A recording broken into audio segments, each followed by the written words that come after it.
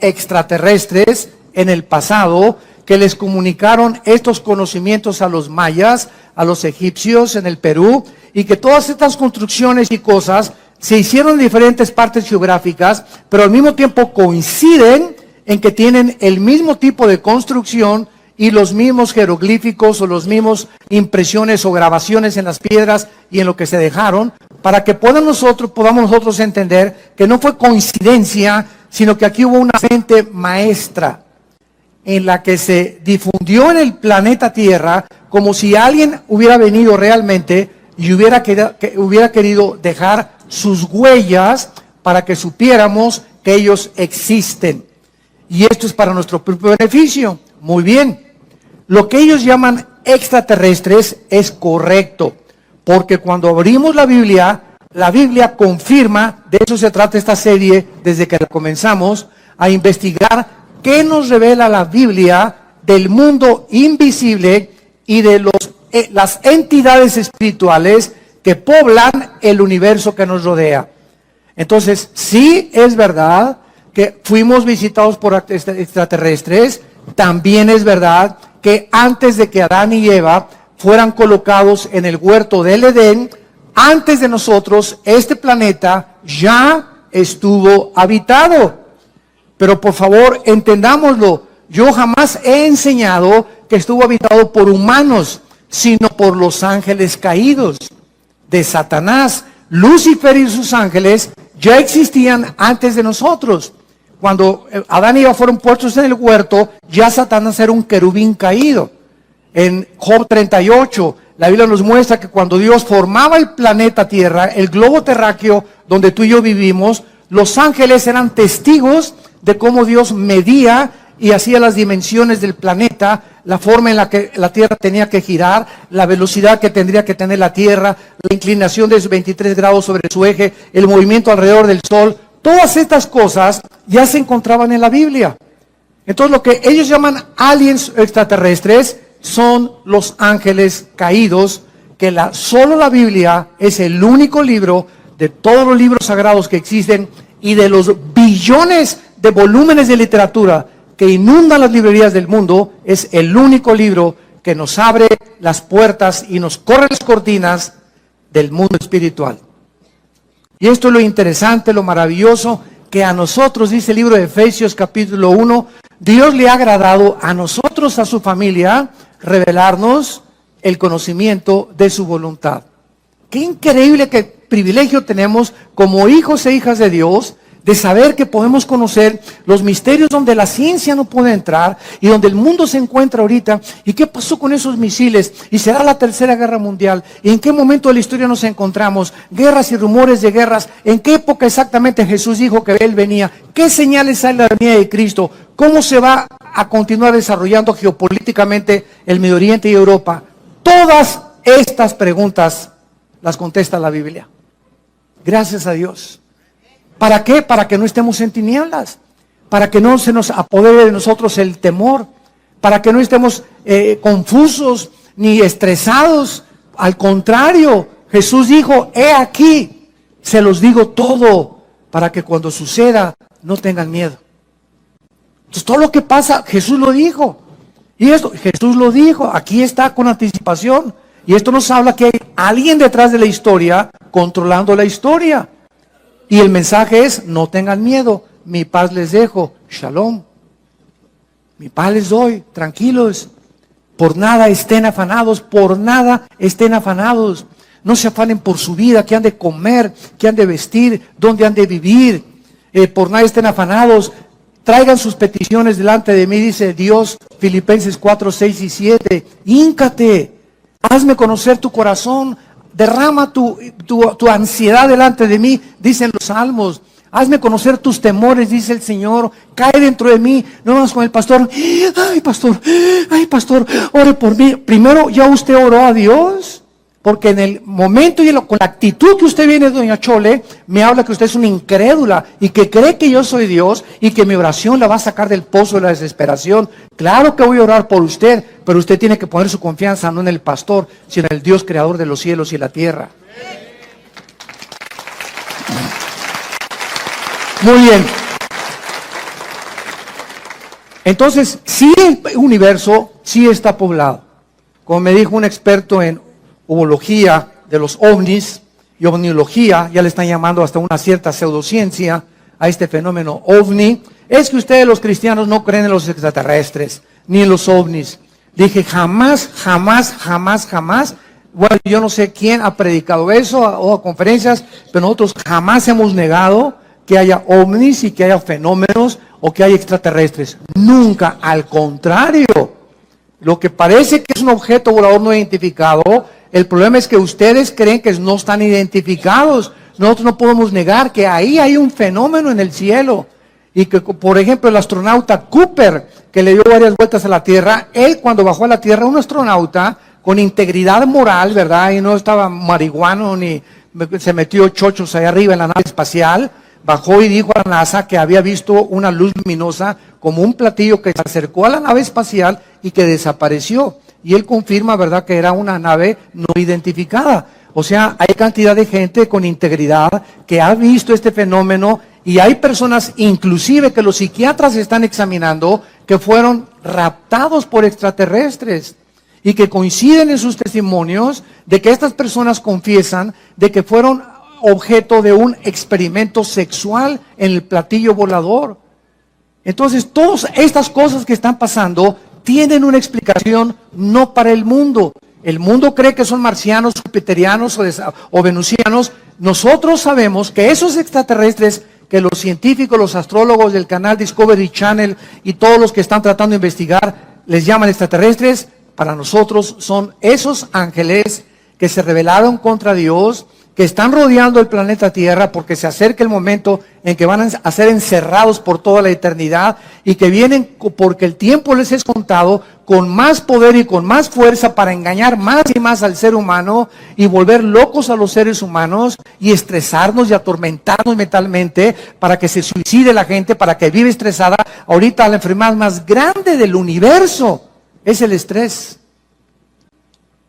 La clínica Rochester, la clínica Mayo en Rochester y el Hospital Hopkins en Inglaterra, que son las dos clínicas científicas y médicas más prestigiadas casi del mundo, coincidieron el año pasado que el 70% de las enfermedades del ser humano tienen una sola raíz: el estrés. ¡Qué increíble! Ese estado de tensión en el que vives, ese estado, como decía mi esposa, te levantas y el enojo y ese odio y ese rencor que no has podido extirpar de tu corazón, ese temor hacia el futuro, esa ansiedad, y si se muere mi esposo y no tengo seguro social, y si me quitan la casa estas cosas, y si se muere mi hijo, y si pasa esto y si pasa aquello. ¿Por qué vive la gente así? Porque no tienen a Jesús en sus vidas. Y si tú te llamas cristiano y vives en esa actitud y tienes estas manifestaciones físicas, mentales y emocionales, ¿qué es de tu vida? No es cierto que le crees a Dios. Como doña Chole, pastor, ya casi se le da un ataque a doña Chole antes de que ore por ella. ¿Cómo podemos llegar? Dice la Biblia en 2 Corintios 4, estamos en apuros, pero no desesperados. Estamos con problemas, pero nunca angustiados. Perseguidos, mas no desamparados. Derribados, pero no destruidos. No importa qué problema enfrentemos en la vida, que nunca ningún problema nos lleve a la angustia. Donde, ¿qué voy a hacer? Como dijo un Teofilito, no vas a hacer nada. ¿Por qué? Porque el que va a hacer es Dios. Si tú sacas eso y lo dejas en sus manos tu problema, tus hijos, tu familia, tu matrimonio, tu trabajo, entrégaselo al Señor, entregándole toda nuestra ansiedad sobre Él, porque Él tiene cuidado de nosotros. ¿Por qué estás en esta angustia? Porque no es cierto que le crees, no es cierto que eres cristiano. Y esas pruebas que vienen a nuestras vidas demuestran el calibre de nuestro nivel espiritual. Ahí la fe tiene que ser probada, 1 Pedro capítulo 1, como se prueba el fuego. Así la fe es probada. Y Dios permite pruebas en nosotros de fuego muchas veces, como dice 2 Pedro, no se extrañen por el fuego extraño que os ha sobrevenido. Al contrario, ahí está demostrándose de qué calibre estás hecho. Ahí se va a demostrar si realmente crees y confías en Dios. Porque ¿qué es la fe? Confiar en Dios ante lo desconocido. Confiar en Dios ante lo que no entendemos. Confiar en Dios en que aunque vea yo una nube negra, hay un rayo de luz que va a atravesar. ¿Y quién va a abrir esa ventana? Mi fe. Mi confianza en Dios va a hacer que desaparezca esa nube y yo pueda atravesar y pueda pasar. Como dice Isaías, aunque pases por las aguas no te ahogarás y por el fuego no te quemarás. Por cuanto a mí has puesto tu confianza, Salmo 91, yo también te libraré. Te pondré tus pies sobre la roca y te demostraré mi salvación. Pero sin fe es imposible agradar a Dios. El tema de esta tarde es la diferencia entre los ángeles y los demonios. Este es el tema de esta conferencia y de esta serie, la invasión de los ángeles caídos. En los últimos años, muchos investigadores, como estamos relatando del fenómeno OVNI, han trazado paralelos. Y estoy hablando de personas como Jacques Vallée. Jacques Vallée es un francés y él se considera el más grande investigador del mundo del fenómeno OVNI. Jacques Vallée. Y el que le sigue se llama John Keel, con K, E y L de Lola. John Keel. Entre estos dos investigadores científicos, para poder determinar si los extraterrestres que ellos consideran que están tripulando los objetos voladores no identificados son ángeles o son demonios o son verdaderamente extraterrestres, han trazado un paralelo y han coincidido en que el comportamiento de estos extraterrestres y de estas supuestas abducciones o raptos de gente que ha desaparecido y que dicen que en el tercer o cuarto tipo lo subieron a un platillo volador. Estos investigadores han coincidido en que el comportamiento de estos supuestos extraterrestres o manifestaciones demoníacas de la gente son un paralelo tremendo con las entidades espirituales que la Biblia les llama ángeles y demonios. Veamos, por ejemplo, en Apocalipsis, rápidamente, Apocalipsis capítulo 12, que la Biblia nos revela en el versículo 3 y 4, que cuando Lucifer, el querubín, protector del santuario de Dios, se rebeló, fue la primera criatura en el universo creada en rebelarse contra el Creador, arrastró a una tercera parte de los ángeles que Dios había creado y que fueron creados en un nivel inferior a él. En la Biblia hay rangos de la creación de Dios. Están los serafines que nunca van a bajar a la tierra y que se encuentran rodeando nada más en el tercer cielo el trono de Dios. Después viene otro rango que se llaman los querubines. Los querubines son los que se encargan, representan la santidad y se consideran los guardianes. Síganme con mucho cuidado, los guardianes de la santidad de Dios. Podríamos preguntarnos, porque en Ezequiel capítulo 28 se le nombra a Lucifer el querubín protector. Y yo hace mucho tiempo me preguntaba, Señor, tú creaste los serafines que están a tu alrededor, que están santo, santo, santo, todo el tiempo, ¿verdad? Reflejando la gloria de Dios. Y luego los querubines, ¿de qué te tenían que proteger los querubines? ¿Por qué se llama a Lucifer el querubín protector en Ezequiel 28 del trono de Dios? ¿Por qué se dice que Satanás o Lucifer? Porque Satanás es un título, nada más significa, si lo quieres apuntar, adversario. Satán en el hebreo es adversario o enemigo. Cualquiera que sea enemigo de Dios es un Satán. Y la palabra diablo, o es otro título, significa el que acusa, el acusador o el calumniador. Cualquiera que calumnia a su prójimo, cualquiera que está dedicándose a acusar a los demás, es obra de demonios en su vida. Porque Dios no acusa a nadie, ¿verdad? Porque fuimos ya lavados con la sangre de Jesucristo. Entonces, es importante que entendamos todo esto. ¿Por qué se le llama a Satanás el querubín protector? ¿Por qué se le llama a Satanás el guardián? Escucha esto, del santuario de Dios. Es interesante que las piedras preciosas que en Ezequiel 28 formaban el vestido de Lucifer. Luzbel, se me estaba olvidando decirles, Lucifer, que es el nombre verdadero de él, de este querubín, que ahora le llamamos diablo y Satanás, y dragón o la serpiente antigua, o la bestia después que se va a manifestar en el anticristo. Este querubín protector estaba vestido con puras piedras preciosas, diamantes, esmeraldas, carbunclo, etcétera, etcétera, y son las mismas piedras preciosas que Dios diseñó para el sumo sacerdote en el libro del Éxodo, en el tabernáculo. Y son las piedras preciosas que aparecen también al final de la Biblia en la Nueva Jerusalén.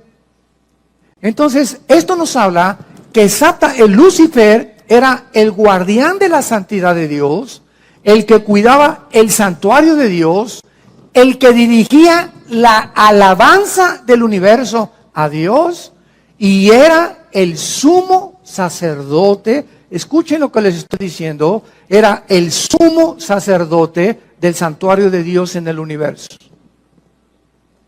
Y todo ese patrón que existe en la Biblia de un santuario y de que Dios siempre ha tenido cuando creó sus criaturas, ese patrón y ese proyecto, Dios le dijo a Moisés, Moisés, estos son los planos del tabernáculo que vas a construir.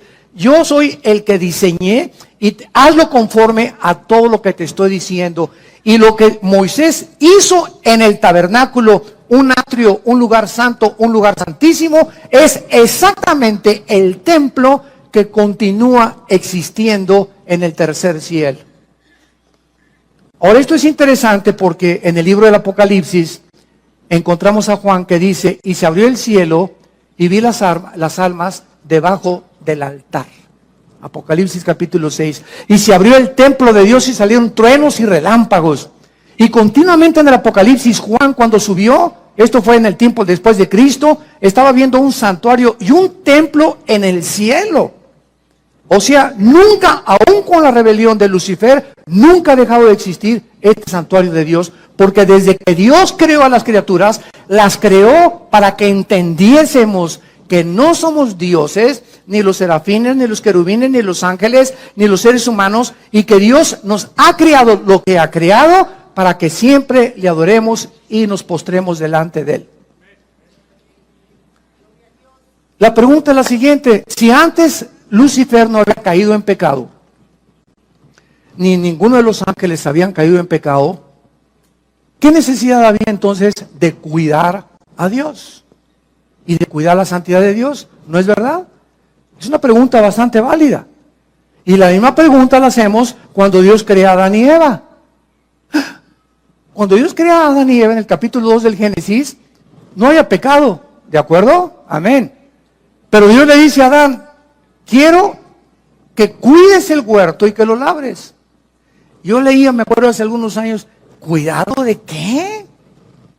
Ni armadillos había todavía y destructores, ni veneno tenían las serpientes, ni chinches, ni piojos habían ahí. ¿Cuidarlo? Y es la misma palabra que se usa en el hebreo para cuidar durante todo el Antiguo Testamento. Entonces comencé a darme cuenta de la relación que había en que antes de que cayera el pecado en el mundo, antes que nosotros, espiritual, y una vez que Dios creó el mundo físico de las 4 dimensiones en que vivimos, Dios da la misma orden desde el principio del universo con la recreación del ser humano en el huerto del Edén. Cuiden lo que les he entregado. Y la respuesta es la siguiente: cuando Dios crea las entidades espirituales en el universo, antes que nosotros, Dios creó a los ángeles con la misma capacidad con la cual Dios creó a Adán. En otras palabras, existía en todas las criaturas que Dios ha creado el potencial de querer algún día rebelarse contra Dios. Porque si Dios ha creado alguna criatura en el universo en el pasado que no tenía la opción de rebelarse nunca contra Él, hubieran sido robots. Un mundo angelical de puros robots. Adórenme, adórenme, adórenme. Pero Dios pone el potencial de que esa adoración fuera libre. Y que podían permanecer en esa oración, o algún día ellos podían irse en contra. Dios se arriesga a que el mal entre al universo. ¿Y qué es el mal? Es el abuso de la libertad que Dios les dio a las criaturas. Apúntalo. Los que vinieron ahí al seminario, fue un consejo que les di. Nunca vengan el domingo ni a un seminario sin una Biblia en sus rodillas y sin hojas para apuntar oraciones y conceptos y reflexiones y pensamientos que estamos desarrollando en las conferencias. Porque de pasado mañana me encuentro contigo en la calle y te pregunto, hazme un resumen con 3 hojas de lo que oíste el domingo del sermón. No vas a llegar ni media hoja. ¿Por qué? Porque la memoria es así.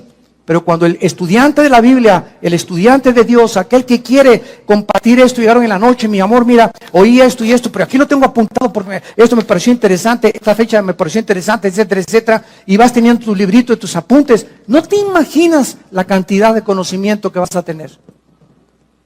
¿Por qué? Porque lo que apuntamos lo recordamos 70 veces más que lo que no apuntamos. La memoria nunca podemos confiar en ella.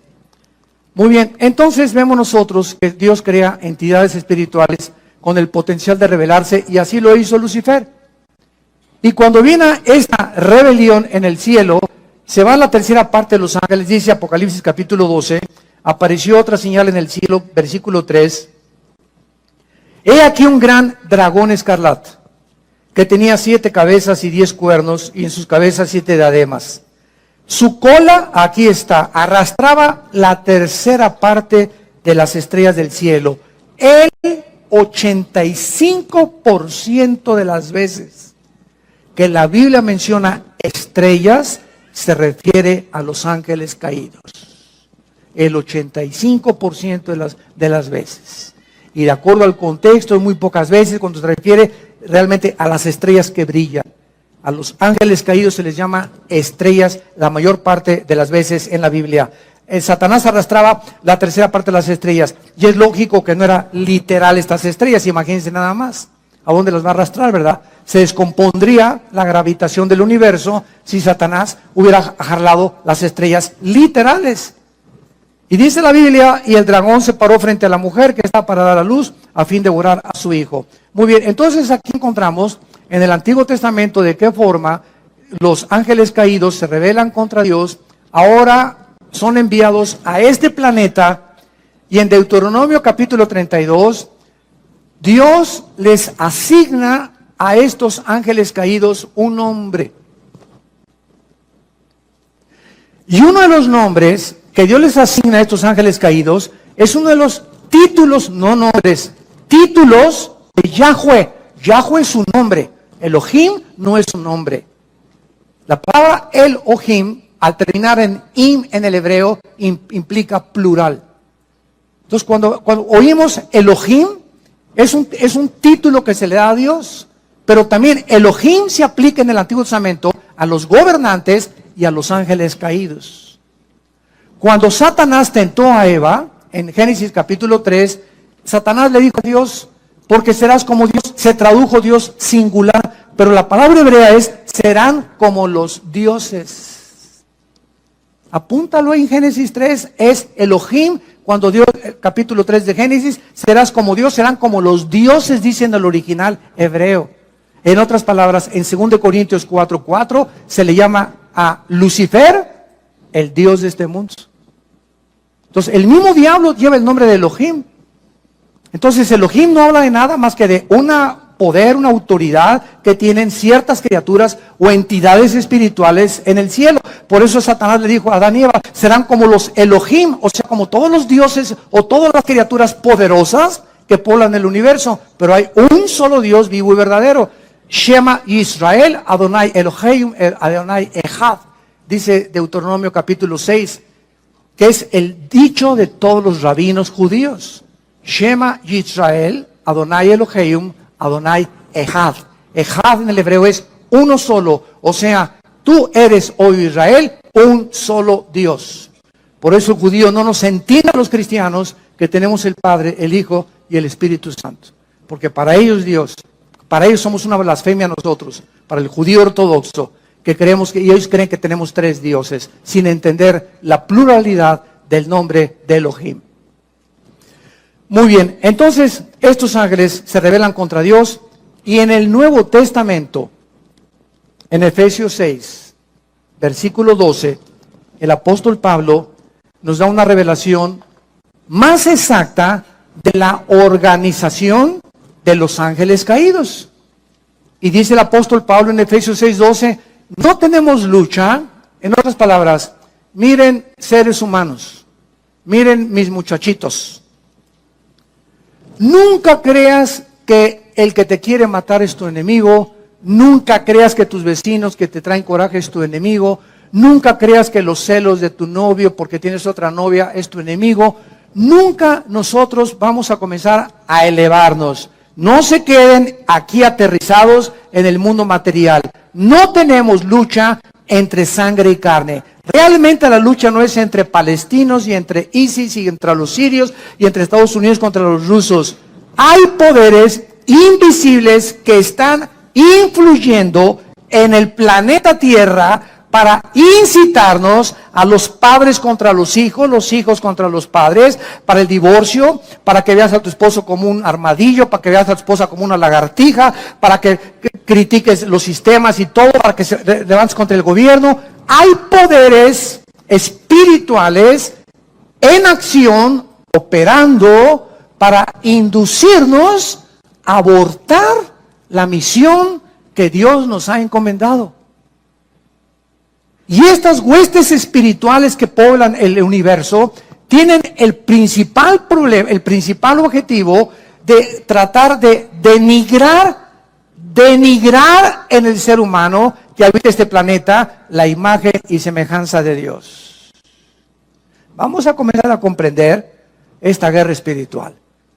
Si no hay cristianos que todavía siguen creyendo que su enemigo es esto y no saben qué es la oración, donde se avientan los misiles Tomahawk. Cuando tú estás orando, vimos una vez, ¿verdad? Haz de cuenta que de aquí para allá es el enemigo y aquí estás tú. Y tú no te pones ¿verdad? Y me vas a ver, y me la chito, ¿verdad? Y me rayaste, me recordaste mamá, pues la tuya, ¿verdad? Y pues esto y el otro. ¿Sabes una cosa? Cuando comenzamos a contestar el fuego con las armas que el mundo usa y cuando comenzamos a querer vengarnos nosotros, por eso dice la Biblia, no os venguéis vosotros mismos, porque caéis en la trampa. No te vengues ni guardes rencor. No contestes con fuego terrenal, porque nuestras armas son espirituales. Y si quieres ganar la guerra espiritual, tienes que aprender a usar las armas de la luz. Las armas de la luz. Las que Dios nos ha dejado. Porque no es entre nosotros la guerra. No es entre católicos y protestantes, entre ISIS, es contra, y dice, principados, número 1, 2, potestades, 3, gobernadores de las tinieblas, y 4, huestes espirituales de maldad en las regiones celestes, que están fuera completamente, y ellos tienen la ventaja enorme contra nosotros de que no los vemos. Son invisibles, estamos en una desventaja impresionante. ¿Cómo vas a luchar contra un enemigo invisible? Entonces, tratándose que es una guerra en la que no podemos ver, Dios envía hace 2000 años a su Espíritu para que entre a nuestra vida. Y el Espíritu Santo, como un GPS, como un sistema de localización, como los que usan los satélites actualmente, el Espíritu Santo nos deja un mapa, una guía, un sistema que es la Biblia, para que comencemos a estudiar la Biblia y a entender la lucha espiritual y comencemos a enfrascarnos en esta lucha con las armas que Dios nos ha dejado. Porque si tú comienzas a tratar de vengarte de tu suegra, de tu suegro, de tu padre, guardarle rencor, porque me violó mi papá, me violó mi tío, o me robó o hace 4 fui traicionado por un hijo mío, fui traicionado por mis socios en mi compañía. Estamos en un mundo donde todos nos van a algún día traicionar, nos vamos a desilusionar, estamos heridos todos emocionalmente, todos hemos sido lastimados, todos hemos sufrido cosas en el mundo. Para eso está la cruz. Es esa cruz la respuesta de Dios a todo lo que hemos pasado. Para que vengamos a esa cruz y entendamos que es en esa cruz donde vamos a recibir el poder de seguir viviendo para Dios. Entonces, estos principados que encabezan la lista de la organización y los rangos satánicos, estos principados son los agentes de Satanás. Escuchen esto, Satanás dividió el planeta Tierra en regiones geográficas. Entonces, si ellos quieren lastimarnos, no son como locos, un demonio que se le mete acá y otro demonio se le mete por acá. No, hay una organización porque el querubín Lucifer, recordemos algo, después de Cristo, escucha esto, Lucifer, después de Cristo, es la criatura más inteligente y sabia del universo. Imagínense con quién estamos peleando, con este sinvergüenza, que tiene a su disposición una tercera parte de los ángeles. Entonces, si queremos realmente entender y saber cómo podemos ganarles, porque estamos en desventaja, tenemos que tener al Espíritu Santo. Y tenemos que ser únicamente, nada más, obedientes. Obedientes a todo lo que la Biblia nos dice. Para que con esta obediencia, ellos no tienen el derecho de acercarse a mi vida, ni a mi matrimonio, ni a nuestra casa. ¿Por qué? Porque en la obediencia, dice en 1 Pedro, somos guardados por el poder de Dios mediante la fe. Pero el día que me quito el escudo de la fe, y llego a la desesperación, y llego a la angustia, y que ya no puedo, etcétera, etcétera, y me dura 2 o 3 días ese estado de depresión, se vienen como abejas africanas. Se nos vienen encima y comienzan a la bim, bomba, y te aplastan más y te sumen más. Ese mi Panchito, eso usted no sirve para nada. A ti se dicen el Gutierritos.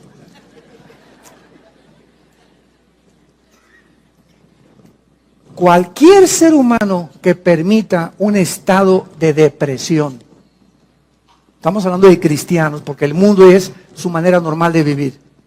Cualquier persona que se llame cristiano y permita 2 o 3 días de depresión o 4 días, o cualquier cristiano que ya tenga 3 o 4 días o 1 o 2 meses que no perdonas a tu hermano, a doña Chole que se robó tus tamales, aquel que te hizo un problema y que te hirió y te lastimó, a tu amiga en el colegio que te dijo que tenías cara de gallina sarnosa.